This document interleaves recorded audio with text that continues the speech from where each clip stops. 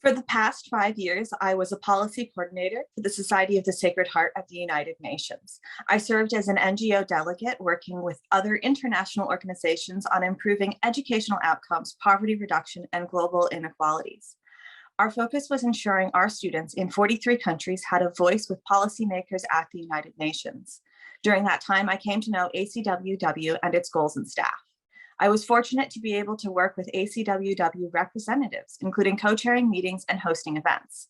Over time, I developed increasing admiration for ACWW's commitment to improving the circumstances of all rural women, which is an extension of the work I was doing to foster girls' education. ACWW looks beyond education to also encompass climate-smart agriculture and rural women's health, which are significant factors in the well-being of rural women over the globe. We know that women are the backbone of their families and their communities, and yet their needs are not always brought up to decision makers. ACWW has a diverse policy portfolio which comes out of its commitment to rural women. I have a doctorate in educational psychology and statistics and have researched the contexts that contribute to girls' educational achievement. This will allow me to be an effective advocate for rural women's education. My research shows that how female education is closely linked with women's health. Simply put, when we educate girls, babies don't die. And the girls and women they become have improved health outcomes and life circumstances. So I can bring this kind of data-backed position to policymakers. As an undergraduate, I earned a degree in natural science with a focus in small-scale sustainable agriculture. The expertise I developed will help support my advocacy on behalf of ACWW. I also have a master's degree in information science.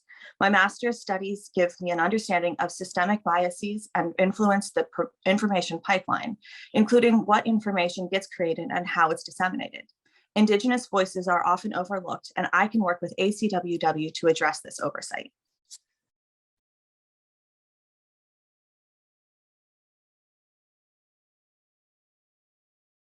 I am very comfortable using technology to communicate and make effective presentations, both in person and online. During 2020, I taught 2 courses in person and online. With the onset of the pandemic, the in-person class had to be converted. This was achieved through creatively employing multiple channels and platforms to work with students and help them be successful.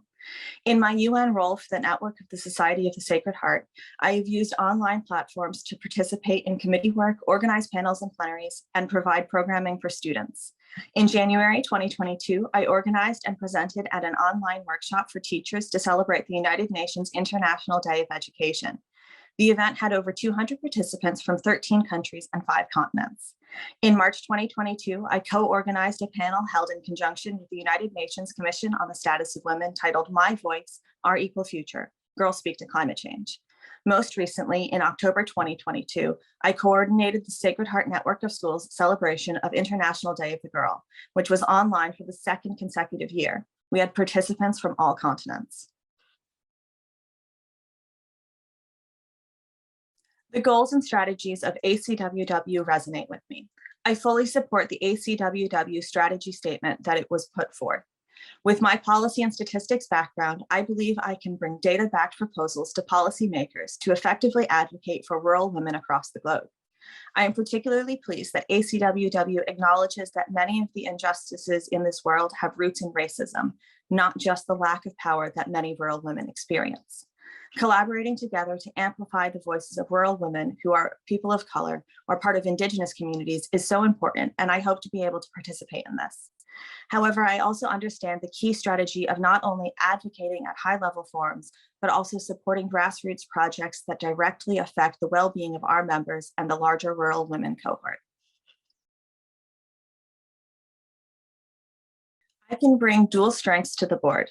As an academic and a statistician, I bring skills to this position which allow me to support and present information to the board, which supports our advocacy positions and strategies to achieve our goals. My experience is in understanding a wide spectrum of information, which is why I can synthesize and present it in an understandable way. My second area of contribution is my advocacy experience at the United Nations and other large forums. I was the Equity and Inclusion Chair on behalf of graduate students for the State University of New York. In that role, I was responsible for representing the needs of BIPOC, LGBTQ, and disabled students to the university, as well as being a resource for all graduate students in need of support. This work will help me be sensitive to the racism and discrimination that exists for many groups and understand more fully the needs of some more vulnerable groups with rural women and their communities.